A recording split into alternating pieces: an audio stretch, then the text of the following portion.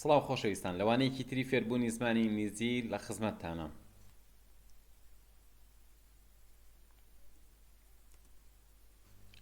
سەرەتا هەموو بابەتەکە ئەخوێنمە و پاشانە گەڕێمەوە بۆتانەکەم بە کوردی. Mr. and Mrs. Yates had one daughter. Her name was Carol, and she was 19 years old. Carol lived with her parents and worked in an office. She had some friends, but she did not like any of the boys very much.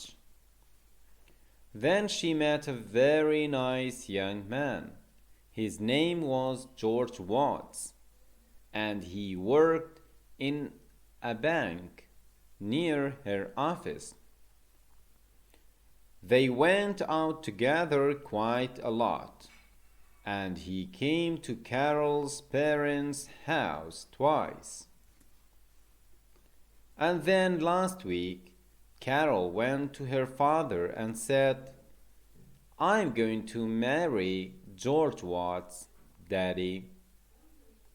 He was here yesterday." "Oh, yes," her father said. "He's a nice boy, but has he got any money?" "Oh man, all of you are the same," the daughter answered angrily. "I met George on the 1st of June, and on the 2nd he said to me, 'Has your father got any money?'" ئێستاکە ئەگەڕینەوە بۆ سەرەتا. بەڵێ عەزیزان، Mr. بۆ پیاوە بێ واتە کاک، and Mrs. واتە خاتوون بۆ خاتوون، Yates واتە کاک و خاتوون. Yates دیارە نازناوی پیاوەکەیە، بەڵام ژنیش کە کەسێک شووەکە بە کەسێک ناونیشانی پیاوەکە ئەبێتە لەیبل بۆ ئەمی تریش، واتە Yates ناونیشانی عایلی پیاوەکەیە کە ئێستاکە بۆ بەهی خێزانی مستەر و مەسز واتە ژن و مێردەکە هەردووکیان ئێستا پیانەوەترێ Yates. Had one daughter واتە کچیکیان هەبوو. had هەیان بوو. one daughter یەک کچیان هەبوو. Her name واتە ناوی کچەکە چی بوو؟ was Carol، ناوی کارۆڵ بوو. And she was 19 years old. She was واتە ئەو چۆن بوو؟ 19 years old، تەمەنی 19 ساڵان بوو.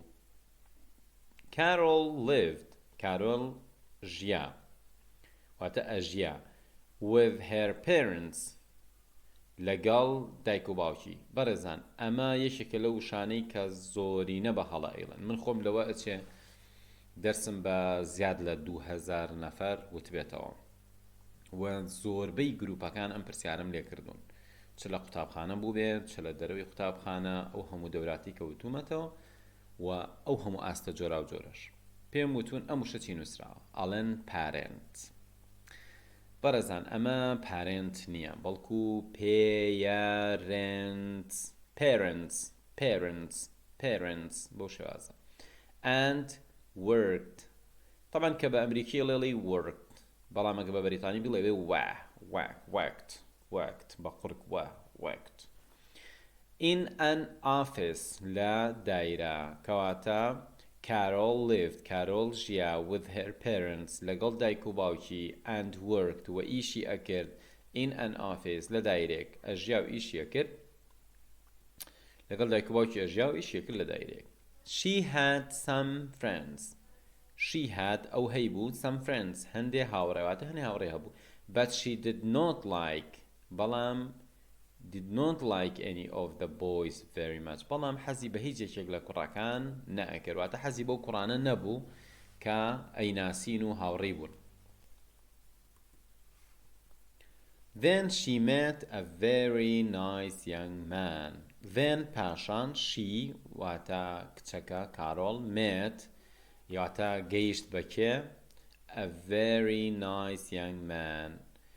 Man پیاو، young man پیاوی گەنج، very nice زۆر باش very nice یانگمان پیاوێکی گەنجی زۆر باش nice بۆ ئینسان کە بەکارهاو مەبەستیەوە نیە جوانە بەڵکو مەبەستیەوەی باشە his name ناوی کوڕەکەچی بوو was George Watts ناوی George Watts بوو and he worked و ئەو ئیشی ئەکرد in a bank لە بانقێک near her office لە نزیکی دایرەکەی ئەو لە نزیکی ئۆفیسەکەی کە ئەو ئیشی کرد they ئەوان واتە کارۆڵ و جۆرج went out together پێکەوە ئەچوونە دەرەوە quite a lot بۆ یعنی زۆر بەتەواوی زۆر ئەچوونە دەرەوە واتە زۆر ئەچوونە دەرەوە پێکەوە and he came to Carol's parents' house twice he came واتە جۆرج هات to Carol's بۆ کارۆڵ parent دایک و باوک house ماڵ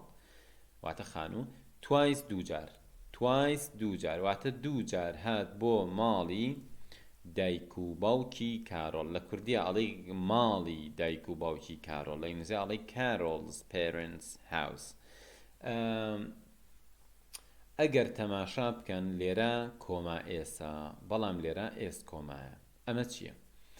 کارۆڵ یەک نەفەرە کۆتایەکی ئێڵە کاتێک ئەڵێ دایک و باوکی کارۆڵ ئەمە من بڵم کارۆڵز پێرنتس ئەم ئێسا وەکوی کوردی وایە چۆن ئەڵێم دایک و باوک کارۆڵ دایک و باوکی کارۆڵ ئەم یایە لە جێ ئەم ئێسەیە بۆیە کۆما ئێسدا ئەنی لە جێی یاکە لێرە کە ئەڵێی پێرنتس هاوس ئەمە ئێسی خاوەنداریەتی و شت نییە ئەمە ئێسی خۆی پێرنتەکە ئەم ئێسە ئێسی ئەم پێرنتەیە واتە ئەم وشەیە خۆی چییە پێرنتس بەڵام ئەگەر بڵێ ماڵی دایک و باوکی ناکرێ بڵێ پێرنتس س هاوس ئیتە خۆی سە کۆتایەکی تۆ لە جیاتی کۆما ئێسدانی بەس کۆماکە دائەنی لە نووسینە کە ئەڵێی پێرنتس هاوس واتە دوو س ناڵی سس هەر یەک جار ئەڵێ س بەڵام ئەم کۆمایە نیشانەی ئەوەیە کە ئەمە لە بری خاوەنداریەتێکەش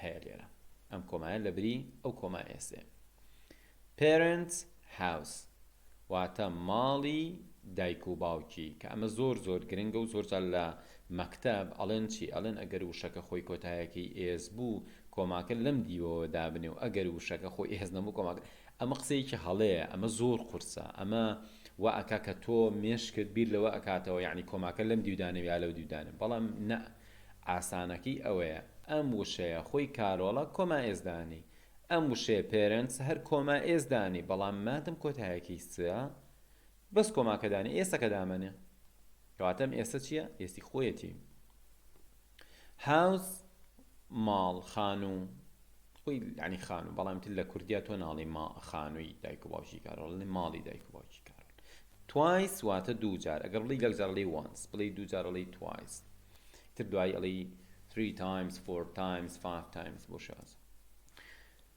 And then پاشان last week هەفتەی ڕابردوو Carol went to her father Carol ڕۆشت بۆ لایکێ her father باوکی and said وتی تکایە مەڵێ سەید بڵێ said is وەکو کوردی ئەڵێی سێ دێکی بۆ زاکە said وتی I'm going to من بەنیازم marry من بەنیازم هاوسەرگیری بکەم زەواج بکەم جۆرج واتس من بەنیازم شوو بکەم بە جۆرج واتس دادی بابا بەنیازم شوو بکەم بە جۆرج واتس He was here ئەو لێرە بوو yesterday دوێنێ وەکو بڵێ بیری باوکی خەتەوە ها دوێنێ لێرە بوو ئەمێ شوو بکەم بۆ کەسە Oh yes بەڵێ Her father said باوکی وتی تیچی He is a nice boy کوڕێکی باشە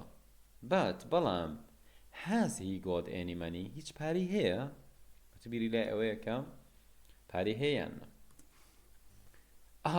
ئای پیاوان کوڕە کچەکە ئەڵێ ئای پیاوان all of you are the same هەمووتان ئەڵێ یەکن the same واتە هاو شێوە هاو شکڵ هاو لێک چوون ببورن All of you are the same. هەمووتان وەک یەکن. The daughter answered. ئەمە کچەکە جوابیایەوە. angrily بتوڕەیی. I met George من جۆرجم بینی on the 1st of June واتە لە یەکەم ڕۆژی مانگی 6 جون and on the 2nd و لە دووەم جارە یا لە دووەم ڕۆژی مانگەکە he said to me پێی وتم has your father ئایا باوکت got any money هیچ پارەی هەیە ئەگەر بڵێ بە بەریتانی بیڵێ ئەڵێ has your father got any money بەس بە ئەمریکی بڵێ has your father got any money بەڵێ ئێستاکە ئینگلیزیەکەی بڵێ واتە من یەکەم جار کوردیەک بە تۆ ئەڵم تۆ لە دڵی خۆتە ئینگلیزیەکەی بڵێ یان بە دەنگی بەرز بڵێ باشترە پاشان گوێ بگرە لە من بزانە ڕاستت کردووە یان نە بڵێ کاک و خاتوون چۆن بە ئینگلیزی ئەڵێ کاک و خاتوون Mr. and Mrs. بە بەریتانی بڵێ ئەڵێ Mrs. بە ئەمریکی بڵێ ئەڵێ Mr. and Mrs. بڵێ کچ مەبەستم وشەی گێڵ نییە بڵێ گێرڵ مەبەستە هەر کچێ بێ نا باوکێک ماڵە ساڵی کچەکەی فڵان کەس لەویا ئەڵێن چی daughter یان دۆتە بەریتانیەکان ئەڵێن دۆت ئەمریکیەکان ئەڵێن چی daughter بڵێ ناوی کارۆڵ بوو ناوی ئەو بۆ کچ ناوی ئەو her name was Carol بڵێ 19 ساڵان 19 years old بڵێ دایک و باوک parent و زۆر جاریش ئێسێکی پێوەیە ئەڵێن parents بڵێ لە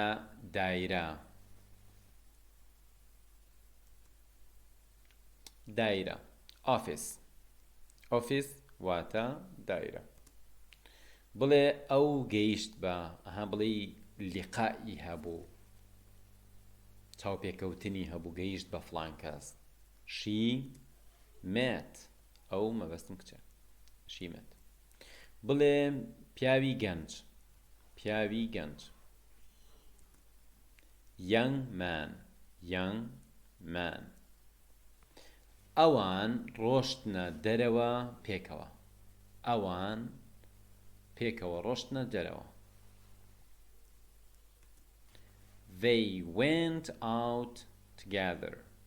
they went out together بڵێ زۆر بە تەواوەتی زۆر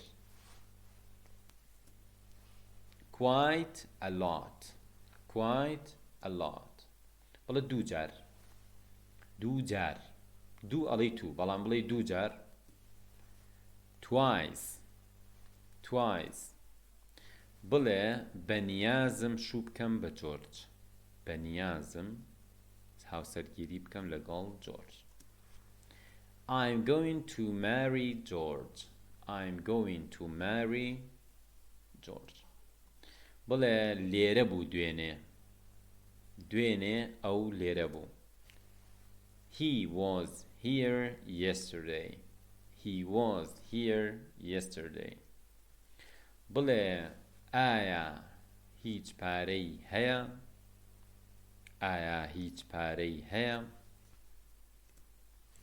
Has he got any money بڵێ پیاوان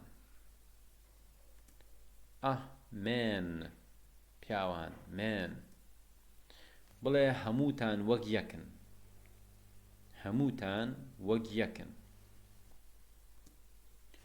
all of you are the same